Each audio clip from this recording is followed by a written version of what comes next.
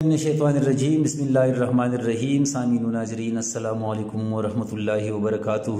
Urdu grammar کے ساتھ آپ کی خدمت میں حاضر ہوں۔ آپ سے گزارش ہے کہ اس چینل کو سبسکرائب کریں، آج کی ویڈیو کو آخر تک دیکھیں اور یہ ویڈیو لائک بھی کریں تاکہ آپ کی سمجھ میں اچھی طرح سب باتیں آ جائیں۔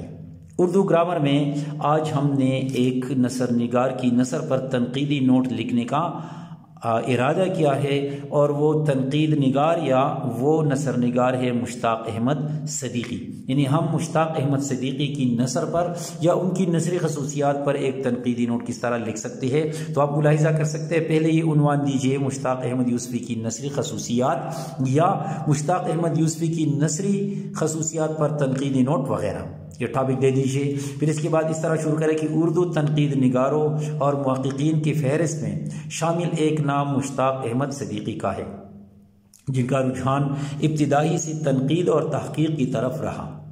اس میدان میں انہوں نے کافی قابل قدر کام کیا۔ ان کی تحریروں میں ایک خاص توازن اور اعتدال پایا جاتا ہے۔ ان کا اسلوب سادہ، روا اور شگفتہ ہے۔ مشتاق احمد صدیقی کی تحریروں میں جہاں میانہ روی ہے، وہاں وہ الفاظ کی ثقالت سے بھی اپنا دامن بچانے میں کامیاب نظر آتے ہیں۔ وہ مشکل سے مشکل موضوع کو بھی سادہ، سلیس اور روا زبان میں بیان کرنے کی مہارت رکھتے ہیں۔ اپنے جدید رجحان، اسلوب اور شگفتہ تحریروں کی بدولت وہ اردو تنقید نگاروں اور تحقیق نگاروں میں اپنا ایک خاص مقام اور مرتبہ رکھتے ہیں۔